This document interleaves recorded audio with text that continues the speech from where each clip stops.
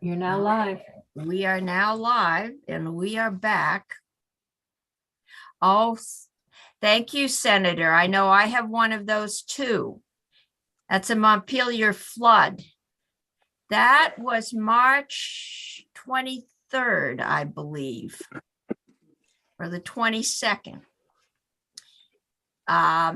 During one of the school breaks, and Richie Westman drove me in that morning from Senator Westman drove me in that morning, and it was a wet day, plugging up, anyway, moving stuff around and taking stuff out of the Historical Society to keep it from being ruined. I enlisted a bunch of kids to take tax records out of the basement of City Hall. Yep. Okay, Same thing. we're going to get, that's reminiscing. We're going to get back on the agenda. And we are live. S261, Abby, this is, yeah. We went over this the other day, right? This is the strike all amendment that just makes it clear that all towns get to keep a percentage of the property taxes they collect on behalf of the state, even if they don't send any of those taxes into the state, or if they do send taxes in. Okay.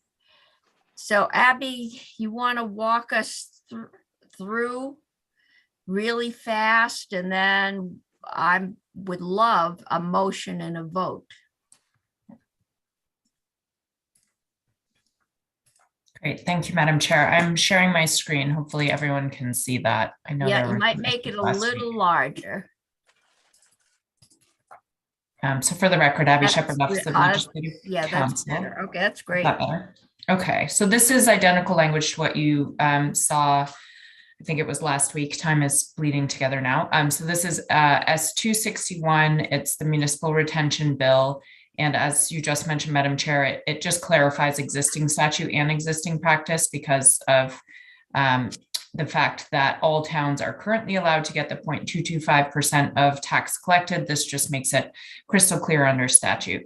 In the first section, there is on line 10, it just makes a capitalization change because the education fund should be capitalized. That's really a technical fix there.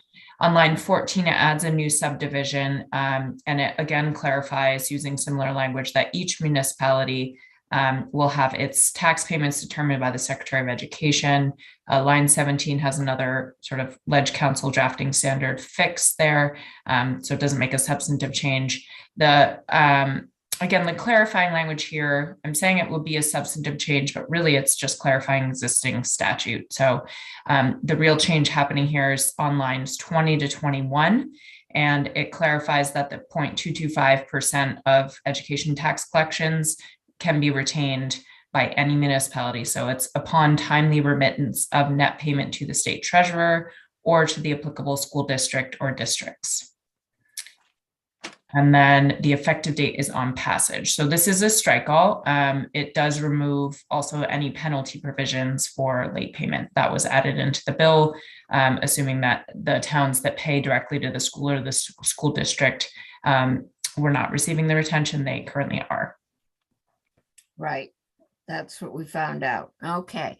But it's done at the state level, and so they might not even notice that they're keeping it, right? It's done as part of the calculation. Committee, any questions, any concerns, any motions? All right, I'm going to take Senator Hardy. I'll make a motion to, if there are no questions or comments, I'll make a motion. Nope, there aren't. Nope. Okay, I'll make a motion to pass. Wait, Abby, what is it? What draft and number? This is draft 1.1, 1.2, I'm sorry, 1.2. Draft 1.2 of S 261. 261. We're getting there. Okay. Today's date? Is that today's date? Yes. 2222. 2 to 2 to 2. To two. Okay. Is there any further discussion? If it has been moved that we approve, further discussion, if not, all those in favor say aye. Aye. Aye. Opposed, say no.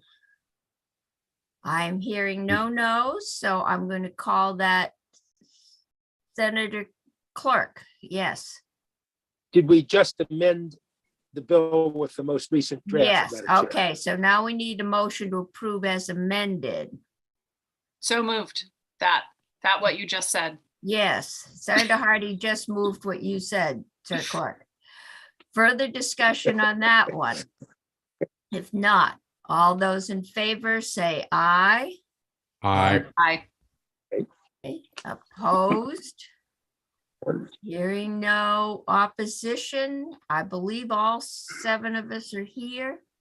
So it's 7-0-0. Now, who would like to report this bill? I'm happy to do it. Okay, I thought maybe Senator McDonald might like to, since he's Oh, our go for it. Act 60 expert.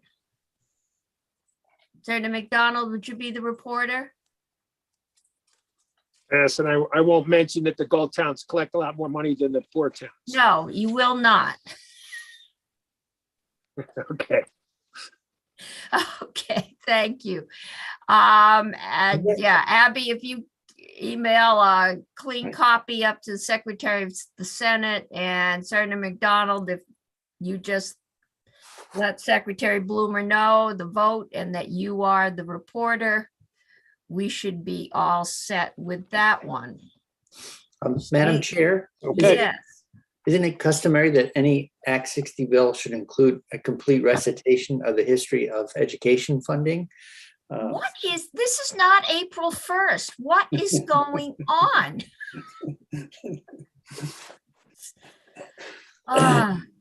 This is taking a lot of work for a bill that didn't need to happen because it already was. All right, we're going on to something even more simple. The property valuation of timeshares. And we have about a half an hour to deal with this one because there is a chairs meeting at 4. So, Proof again that there is mercy. several chairs here and the minority leader that is in attendance. So we're just continuing our work on this one. This is another one. I guess, Jill, it start, we've got the Listers Association coming in and just saying, look, a building is a building is a building. Just let us appraise it as a building. But reading your emails and, things from other states and how they're dealing with it, they're saying, yes, a building is a building sometimes, but the timeshares are that the fact that no one person owns the building does have some impact on its value, but I haven't seen a clean formula. And added to that is the problem that at least the buildings at Smuggler's Notch, and I assume probably the same situation in other places in the state, is that at present time, timeshares trying to sell your week or 2 weeks have almost no market value. And people are walking away from them and they're being bought up dirt cheap and being sold to one or more organizations who owns them, but then has a different marketing structure. So we're transitioning out of timeshares. So the question is, what do we do during the transition? And then we have at least one small town, but I'm assuming more than one, But the one small town we've heard of has lost $5.2 million in grand lists this year. And they're saying they didn't dare appeal because if they lost the appeal, they would be liable to pay back those taxes. And that's a lot of taxes for a small town to come up with. So help us.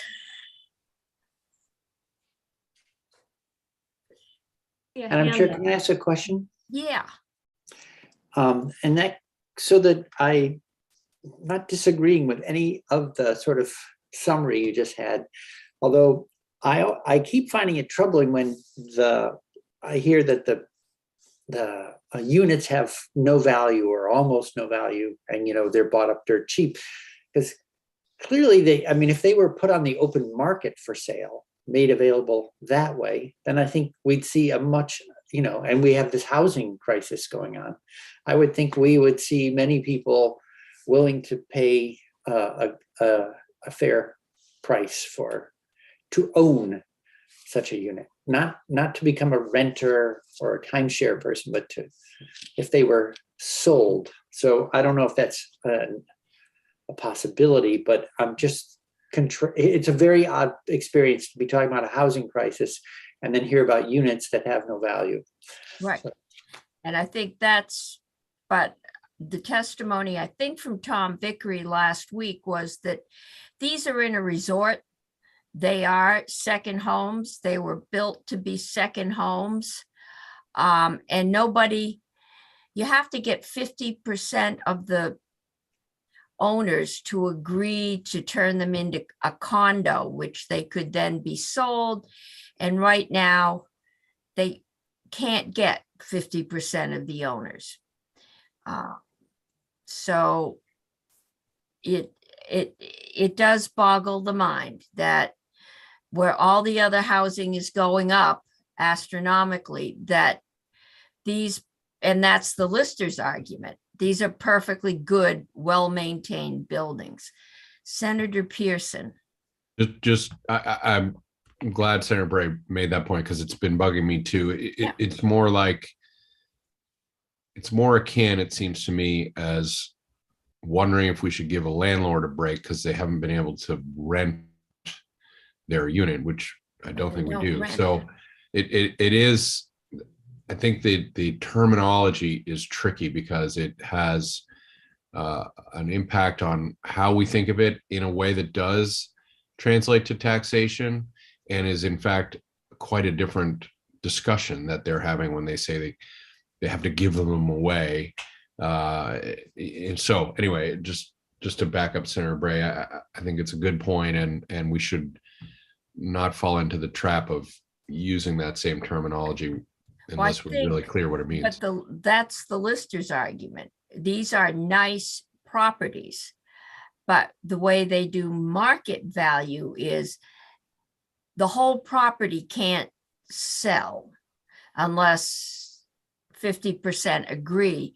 And so when the guy that owns a 2-week share goes to sell, he can't sell it. So they say, well, rather than try and make $2,000 and I'm paying I think we've heard like $50,000 a year in fees, which includes your property tax, or $20,000 depending on your unit.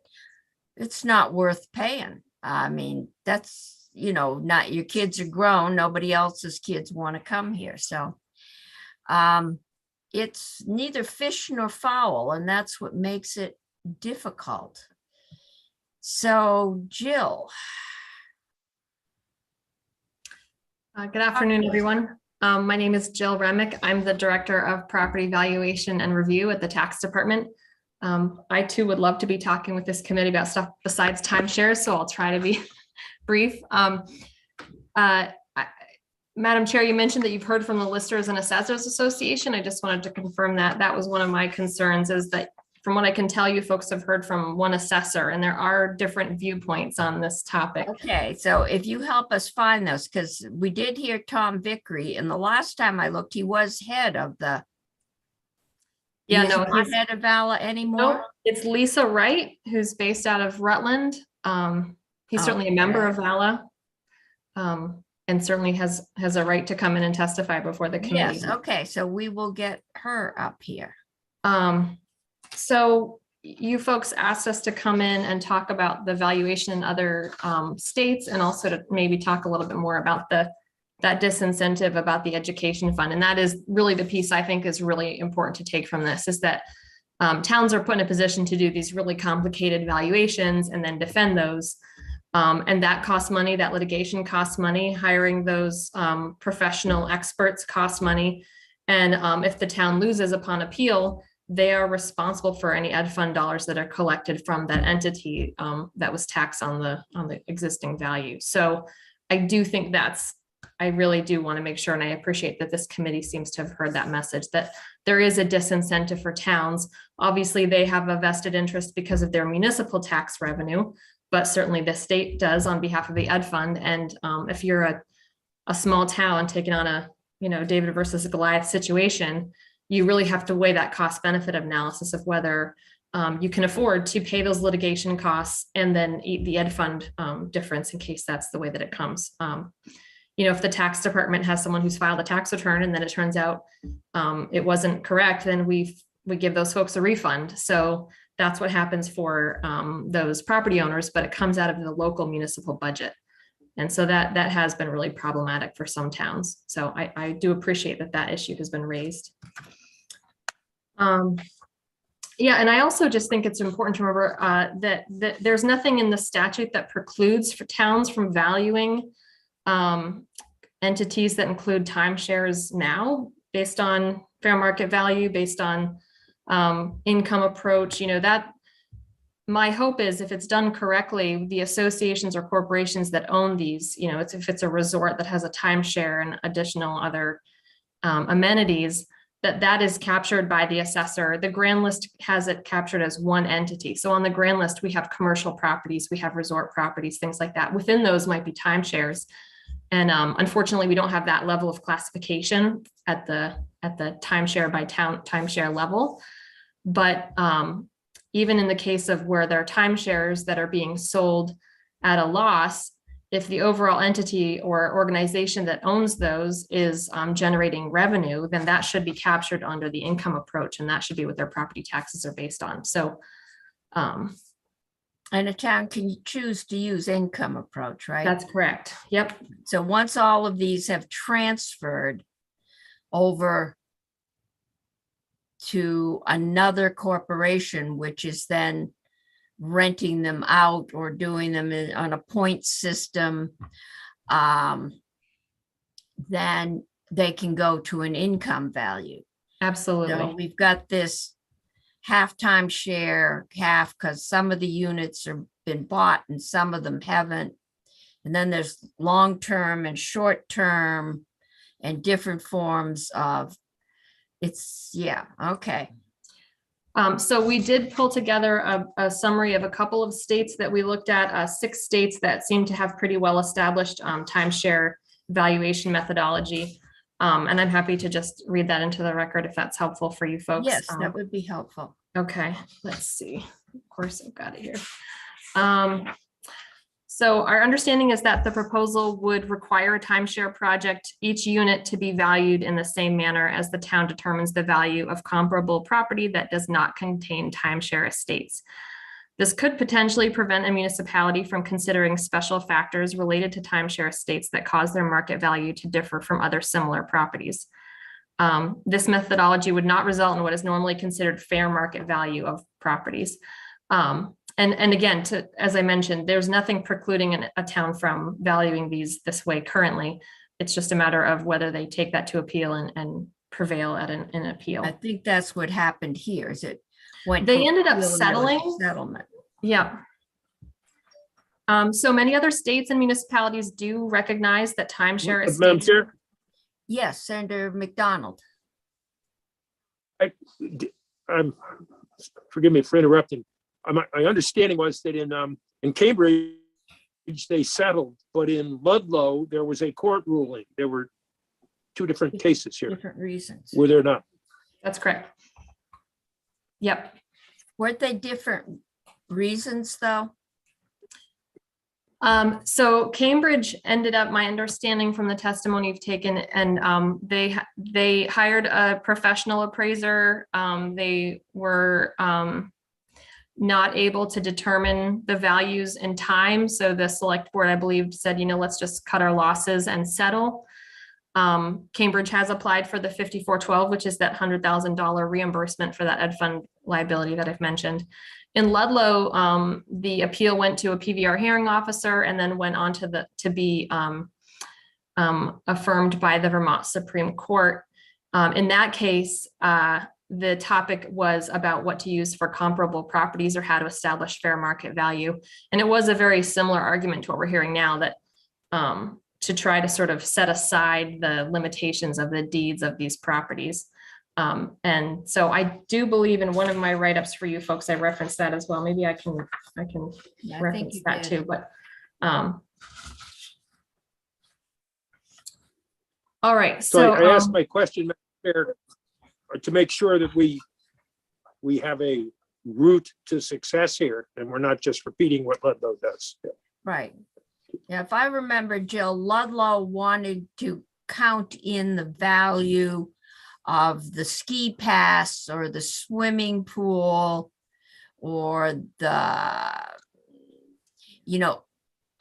amenities that went with probably the $50,000. Well, no, but the amenities that went with the fee beyond the value of the property. Is that basically what they were doing? right, so Okay, and Cambridge was valuing on the building as the building and disregarding the form of ownership. They were doing it the same as they valued the condo next door, more or less. right. Okay. So, So Madam Chair, I perhaps should not have asked the question and allowed no, Ms. Remick to we've got, finish her I mean, testimony. and it's a good tell us thing what to the know. language is that we are to approve. Yep. it just should warn us not to go and say, well, there's lots of amenities, so crank up the value. Because those amenities should be reflected in the market value. And I guess once they were valued more than they are now, at least in the form they're offered, so. Okay. Senator Sirotkin, On that last point, we're having a hard time hearing you, Senator. Can you get, yeah, I got a little closer and louder. yeah, that's good. So I just want to get a feel for what we're dealing with in terms of differential in value. So you just raised, Madam Chair, that Cambridge used the condo next door, how much that was valued at without any timeshares versus the timeshare value. It's probably oversimplistic, but No, that's no, but my I think understanding. if you had a condo that was worth 400,000 and without timeshare, and another one with timeshare is worth 200,000, you're talking about a $200,000 difference in valuation. But for the most part, let's assume they're divided into 26 two-week blocks. On the average homeowner, what is the difference in their taxes? First, you take a percentage of the 200,000, which is very small to begin with in terms of taxes. Then you divide that by 26. What are we talking about here in terms of the added taxes to the timeshare owner if we went to the value of the comparable condo next door? I know those variables can change all over the place, but that might be a ballpark figure. Would you be able to tell us that, Jill? I'm not sure we could, because the timeshare, it's rolled up to the corporate or association level. We don't have individual timeshare values. We could do some scenarios, I suppose, because it does reflect other pieces, right? There are common areas, there's common real estate, there's there's encumbrances on the Furniture. different. So, Yeah, I think the question really is, how do you come to the 200,000? How do you decide that the condo is worth 400 and the timeshare, which is an identical unit, is only worth 200? And the traditional way is market value or income. And it's the market value that's gone. And I guess some people are renting or might be doing Airbnb, but they're not really rental properties. So it's, how do you get, because then it gets divided out. But how do you get to that base Right. valuation? We have a proposal in this bill, and we have the opportunity to do what that first state did and just say, we're going to tell you how you value this. Don't go through all these different choices. Here's how you value timeshares. And I'm just trying to, are we knocking our heads against the wall for very little difference to the individual timeshare owner? Well, now that the taxes have been reduced and we'll have to put them back up. Right. It would, in they'll this be case, unhappy. in this case, it would, their taxes would go up clearly. But in previous years, if we came to this conclusion, their taxes may have gone down when timeshares were a hot item. Right. No, they definitely were valued.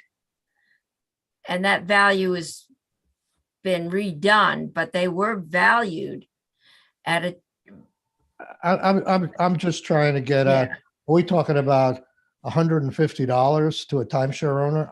I just don't know. I don't think we know. No, I think we can get some examples, and they probably could approximate what's going on in the real world. Well, I just, the testimony we got, because somebody did ask when this valuation went through, did your, because this is all figured in your annual fee. right. And they said, did it go down? And they said, well, the first year it went down a little bit, but the next year it went right back up. Because this is the cost of the care and maintenance of the furniture in your unit, all your share of the maintenance of the infrastructure, the pool, the ski lifts. There's just a whole lot in there, and it's not broken out for the homeowner. They just, I've heard 50,000. But we don't have to really concern ourselves with those other No. things. If we're just saying we want to come up with a comparable value of what this building would be worth if it wasn't divided into timeshares. Well, that's what they've been doing. So Senator Pearson. Thank you. I'm hoping we can hear from Jill. I think I'd like clarity on this tax contesting, the challenge that we're putting municipalities on. There's really two distinct problems that this bill is trying to solve, and we've spent and we continue to go round and round on the how to evaluate the properties. But I'd love to understand better if this is the right proposal to address that impossible timeline from towns, or what. Maybe we could hear from Jill. That is a huge. Didn't we put in major changes in property valuations as a rolling 3-year average at one point? I thought, because I remember one of my towns had 2 huge sales, and it just elevated their grand list. And they were very concerned, and I thought we had a 3-year. So for the equalization study, which our team Yeah. does annually to validate all the sales, they do 3 years worth of property transfer tax data. So a lot of towns were really concerned leading up to this period of time about the CLA having a big swing because Yeah. of the hot market. So that's part of why the equalization study Yeah. is a 3-year window. Yes. And so if Cambridge lost $5.2 million in grand list with this reappraisal, do we have anything in place to help help phase that in? Or are they going to? Well, I can't speak for where that $5.3 million was or was not. I would think, frankly, if a resort is buying up timeshares and then renting them out as condos, then that's absolutely a revenue generating income that should be captured in their value, and they should be taxed on that. So I think we're seeing a state of transition right now with timeshare specifically. But for the purposes of the equalization study, we actually don't use timeshare sales. They're small and they're volatile in and of themselves. So we don't actually use those in our equalization study. We reuse the Right. resort as a whole. So if the resort as a whole has lost some money and they've been in a sale in that 3-year window, then that could show up. I would think maybe other properties in any resort town might have more than made up for that if that was actually a loss in value. Okay, that was testimony, but maybe we should follow up on that. So let's talk Yeah. about towns appeals, and Senator Hardy has a question. Yeah, I think I want to reiterate what Senator Pearson was trying to ask about, and maybe ask it again in a different way. What I'm hearing from you, Jill, is that you think we already have the basis in current law to value timeshares and all kinds of properties based on different measurements, and that we already have that in law. And the problem is that when there's an appeal, the town isn't likely to take up that appeal because they're worried about losing. And so really what we need to do is fix that problem, because then the towns would feel more able to appeal when there's not a valuation that they agree with. Yes. Excellent. So, and you put this in your memo and you did a report to us. Thank you very much. I asked for that last session, and I would love to be able to see that get through, because I think that would help this situation and other situations where towns feel sort of stuck with these really difficult properties, like the digesters and the dams and all those things. So it seems like we could, I hate killing birds, but that's the saying that comes to my head, that kill a bunch of birds with one stone and help the towns better value property and help them if they get an appeal. So could you speak directly to that and how we could do that? Yeah, thank you.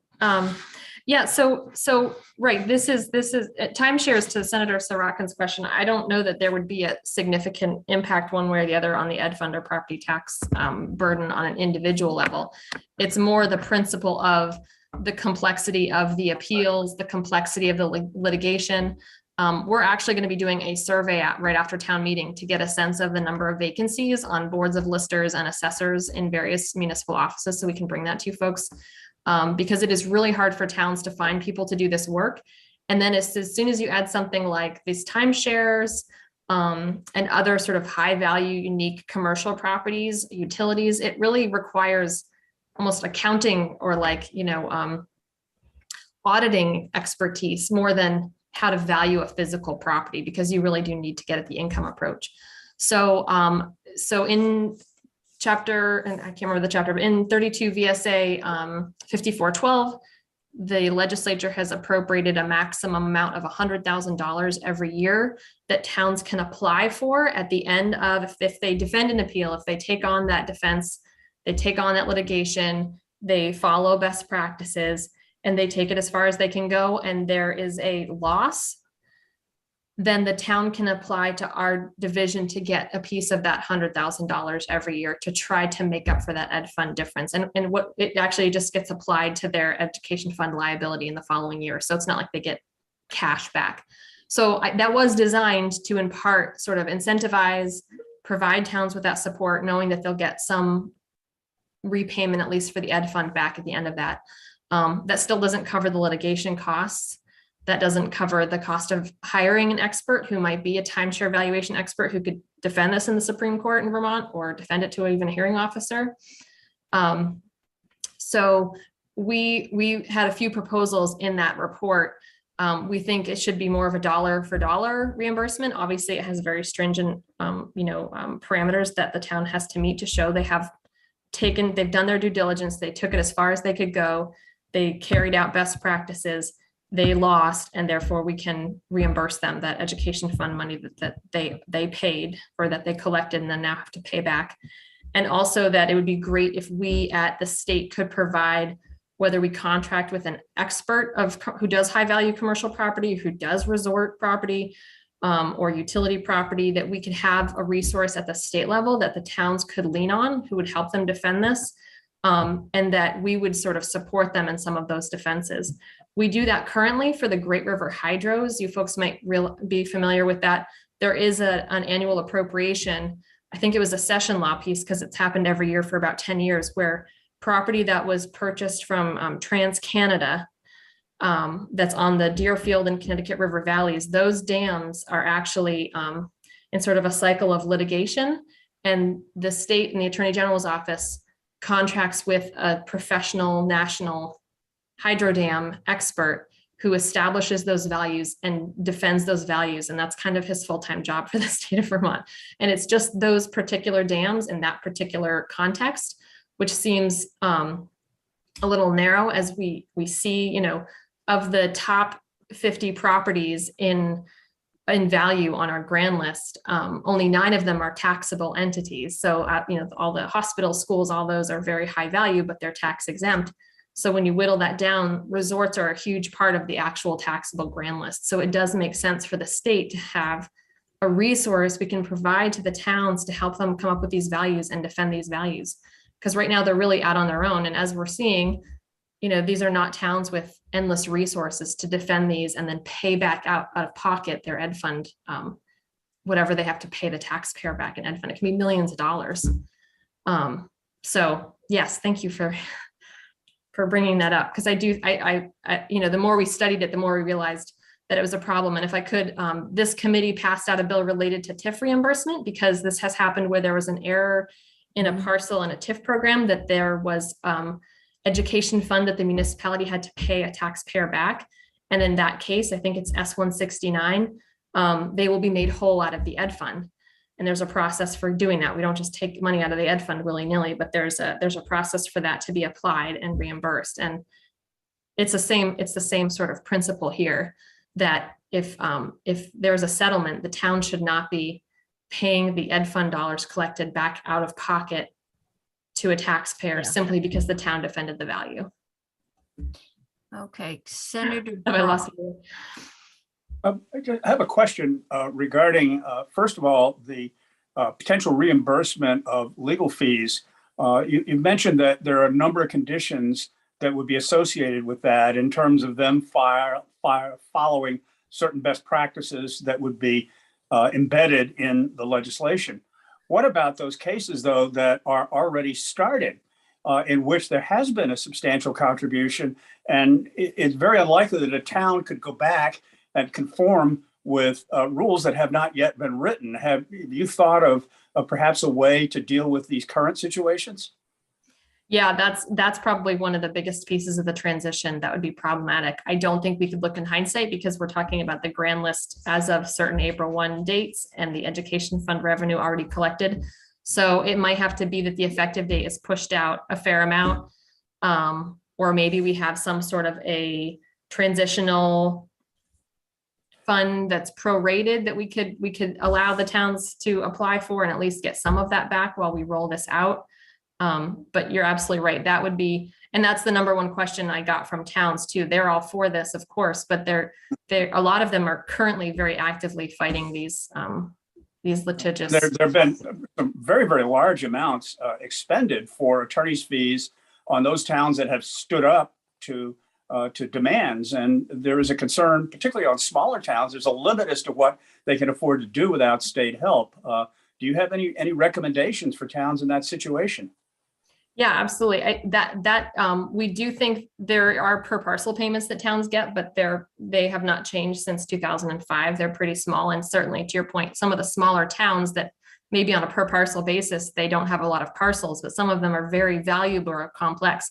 So we would like to broaden that pot of money under 5412 to be a dollar for dollar reimbursement. And we would like to have, in the same way that we do for hydros, that we would have a state expert who would actually testify and be an expert witness on behalf of the towns, because it's also on behalf of us for the Ed Fund. So the towns wouldn't be out there alone paying for these witnesses.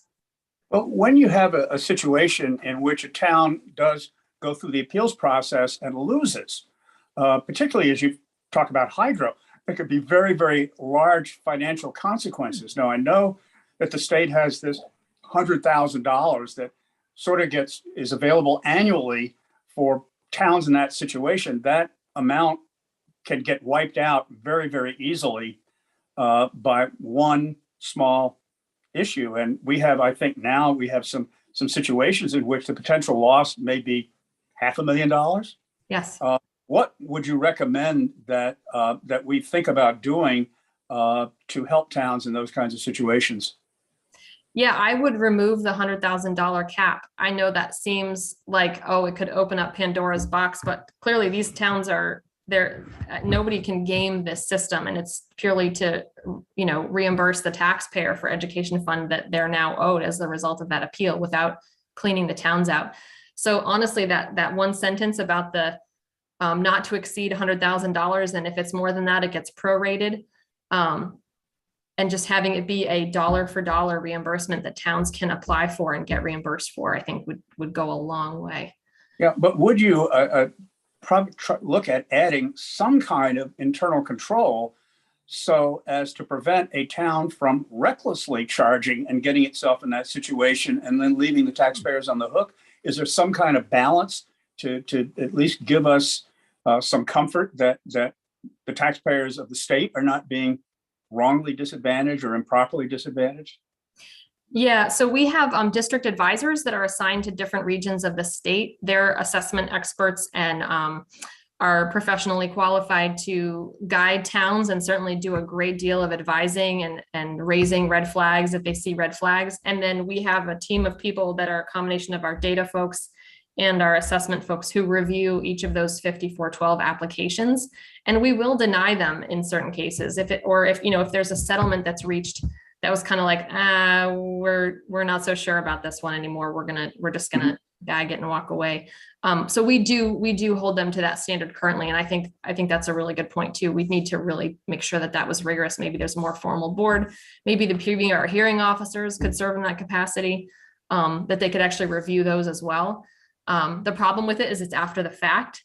So the key would be for our district advisors and their training to happen in advance of that. And really, that's a good point. We'd want to sort of do as much on the front end to avoid reaching that situation. Because the last thing we'd want is if a town, right or wrong, isn't eligible for that reimbursement and through without malice.